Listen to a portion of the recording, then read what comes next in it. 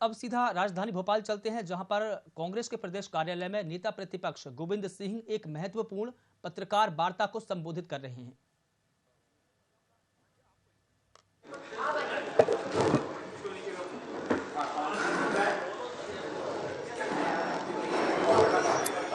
सब दस्तावेज पर दस्तावेज सामने जिसको देखना हो देखना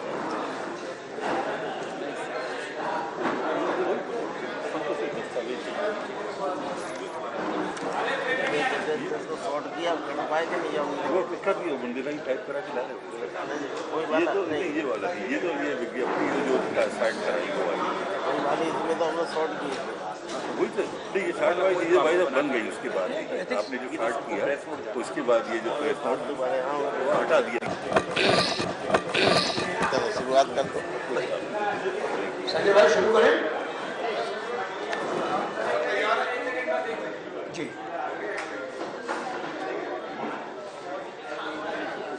आप बता दीजिएगा, फिर शुरू करें। Doctor Govind Singh ji, media team की हमारी उपाध्यक्षा आदरणीय संगीता शर्मा जी, अमिताभ अग्निहोत्री जी, अवनीश बुंदेला जी, सम्मानित पत्रकार मित्रों, कैमरामैन साथियों और फोटोग्राफर दोस्तों, भ्रष्टाचार के कीर्तिमान बनाती जा रही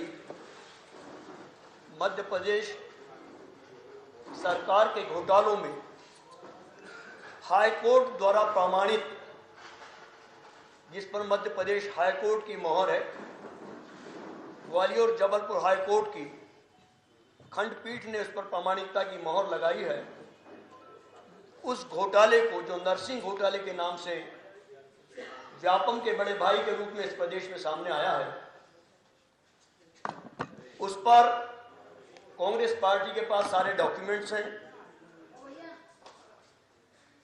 और प्रदेश कांग्रेस अध्यक्ष माननीय कमलनाथ जी ने उसकी अनुगूंज सुनाई होते ही हमारे प्रवक्ता साथी अमिताभ अग्निहोत्री जी को निर्देशित किया था कि वो इस घोटाले की तह तक घुस आए, और मैं उन्हें धन्यवाद देना चाहूंगा कि उन्होंने काफी मेहनत के बाद हाईकोर्ट और आरटीआई से जो दस्तावेज उपलब्ध कराए हैं,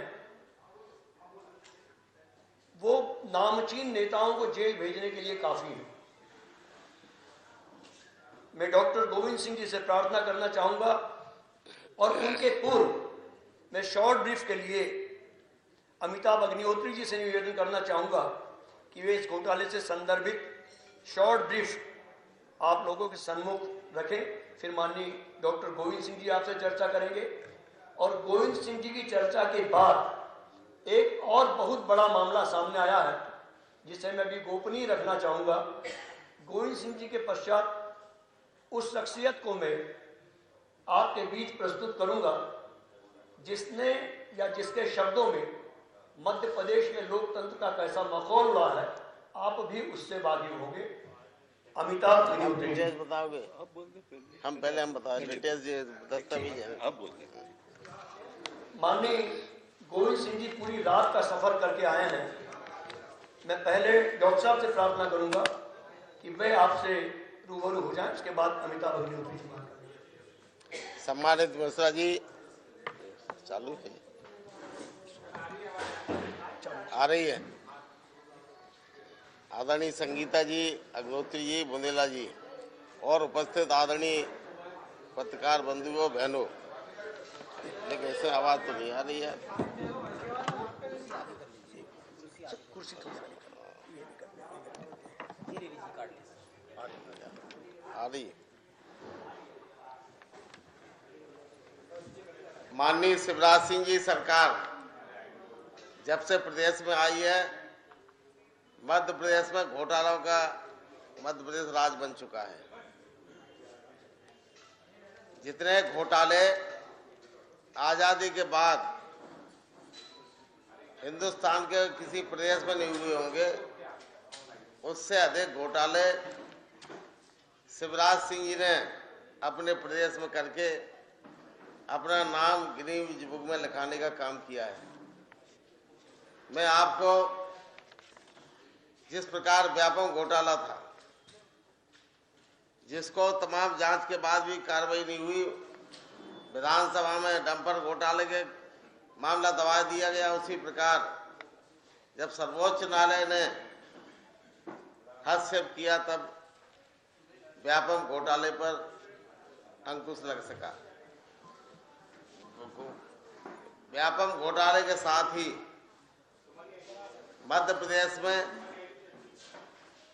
लगभग 667 नर्सिंग कॉलेज हैं और इन नर्सिंग कॉलेजों में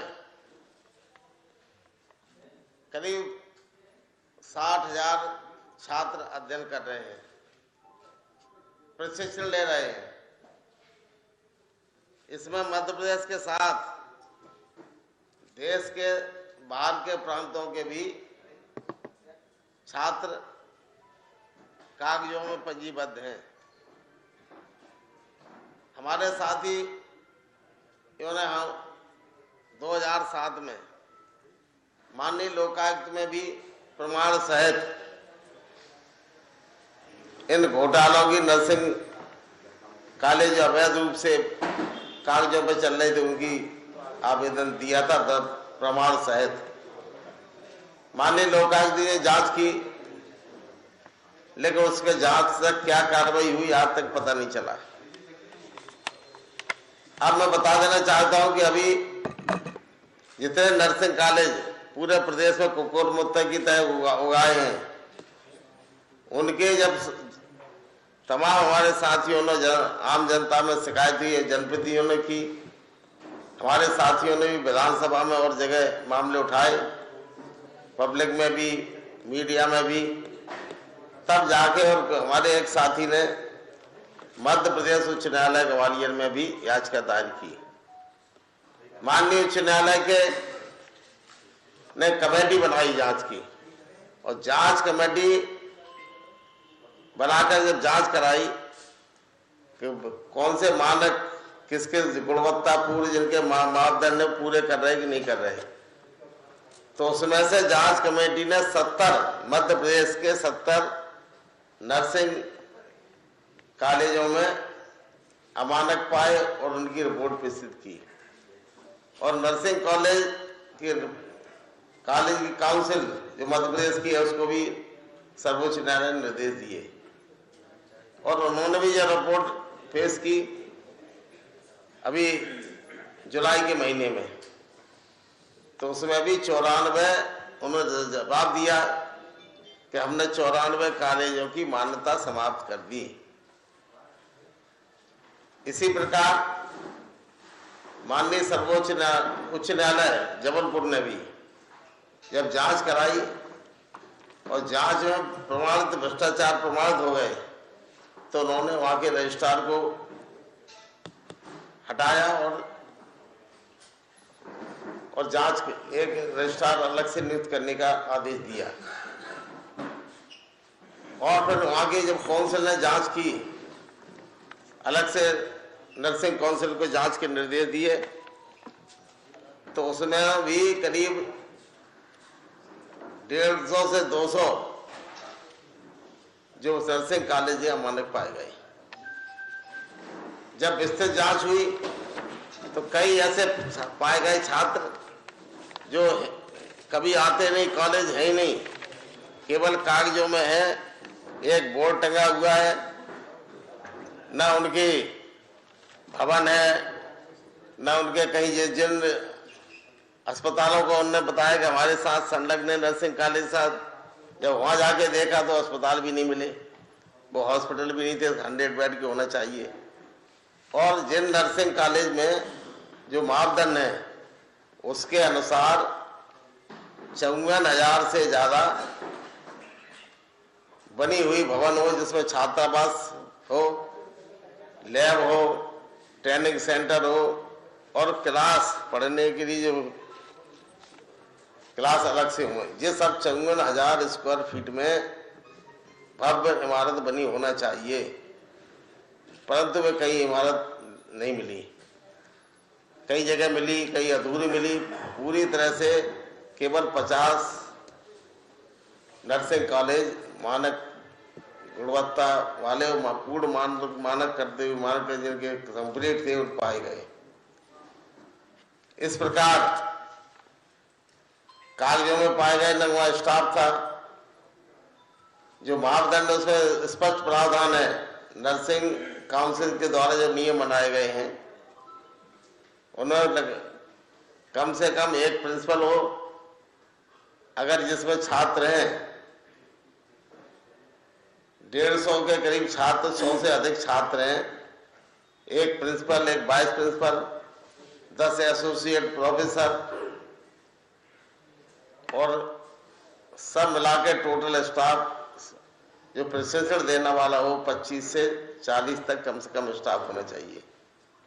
कई जगह ये मामले आए कि एक एक जो स्टाफ नाम लिखे थे उनमें प्रिंसिपल के, वो प्रिंसिपल 3-3, 4 नर्सिंग कॉलेज में प्रिंसिपल उनके नाम दर्ज करना बताया गया। मैं मुख्यमंत्री शिवराज सिंह से पूछना चाहता हूं, क्या आपके बिना ये इस प्रकार का घोटाला वर्षों से हो सकता है बिना आपकी जानकारी में? मेरा आरोप है कि माननीय मुख्यमंत्री शिवराज सिंह जी, चिकित्सा शिक्षा मंत्री माननीय विश्वास सारंग जी और अतिरिक्त मुख्य सचिव स्वास्थ्य चिकित्सा शिक्षा क्या करें गोपाल, अच्छा हमने का फोन हुआ, आयुक्त, ये सब अगर सम्मिलित नहीं होंगे तो इतना बड़ा घोटाला क्या मध्य प्रदेश में संभव है? विधानसभा के प्रश्न गलत दिए, जवाब दिए गए। अब मेरा साफ कहना है कि ये मुख्यमंत्री शिवराज सिंह जी को पूरा इसके बारे में पूरी जानकारी श्वेत पत्र जारी करें और जो जो घोटाले में शामिल है, चाहे मंत्री हो, अतिरिक्त मुख्य सचिव स्वास्थ्य चिकित्सा शिक्षा हो और कमिश्नर हो, उनके विरुद्ध तत्काल आपराधिक प्रकरण दर्ज करके उनको गिरफ्तार करना चाहिए। ये हमारी मुख्यमंत्री से अनुरोध है। और समाज है, जब मुख्यमंत्री, हमें प्रतीत होता है मुख्यमंत्री के संरक्षण में ये सब हो रहा था, जिस प्रकार व्यापम का घोटाला चल रहा था उसी प्रकार इसका चलता रहा। ये मध्य प्रदेश के और बाहर के 60,000 छात्रों के जीवन के साथ खिलवाड़ है। अगर तत्काल इनमें कार्रवाई नहीं हुई तो जिस प्रकार व्यापम घोटाले में तमाम लोगों को मौत के घाट उतार दिया गया, मामला दबाने के लिए इसी प्रकार नर्सिंग घोटाले में भी ये हो सकता है। इसलिए तत्काल सरकार इस पर कार्रवाई करे, अन्यथा विधानसभा में और जगह हम लोग इस मुद्दे को ताकत के साथ उठाएंगे और दोषियों को जेल में भेजने तक अपनी लड़ाई जारी रखेंगे। अब प्रमाण पूरे हमारे अग्निहोत्री जी के पास है, ये पूरे प्रमाण सहित दस्तावेज बहुत लंबे हैं, बताएंगे एक एक से। आदरणीय साथियों, बताया हमारे माननीय मीडिया अध्यक्ष श्री के मिश्रा जी ने आप लोगों को बताया।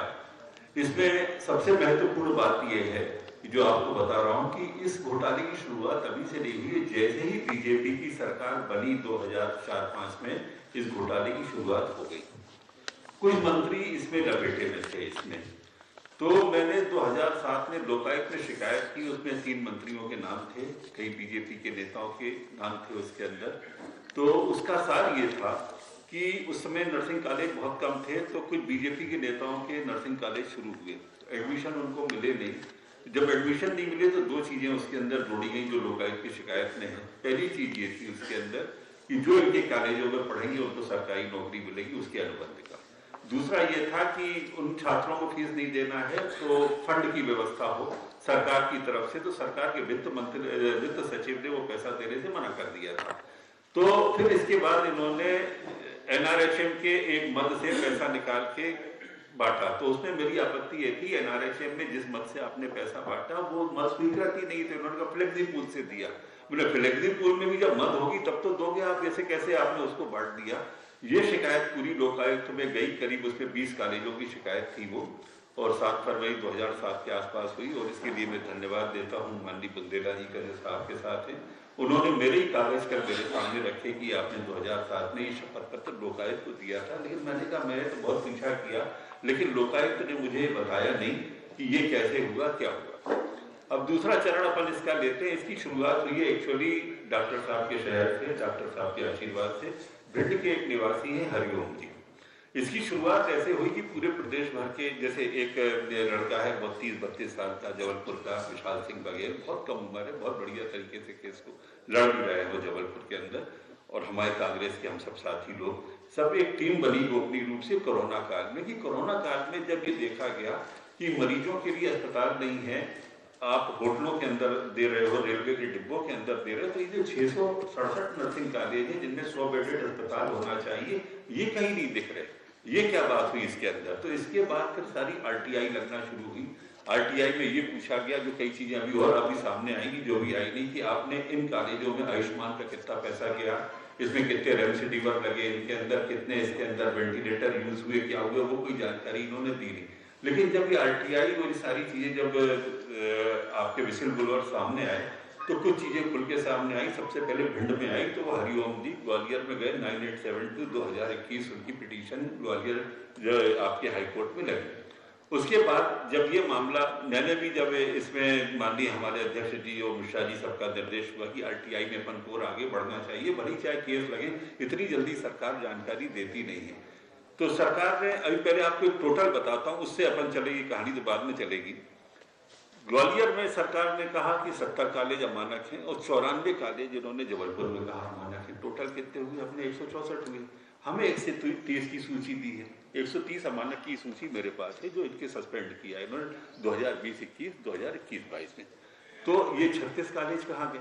फिर आपने जबलपुर में 94 कॉलेजों की क्यों सूची दी? हमें जब आपने 1 महीने पहले हमें दी है 29/7/2022 को, और ये 18 को, मतलब 20 दिन बाद जवाब दिया आपने, आप 94 कॉलेज की दे रहे हैं। आपने वो कॉलेज क्यों बचा दिए जो आपने 130 कॉलेज हमको दिए थे? वो पूरे सर्टिफाई, सारे कागज सर्टिफाई है पूरे।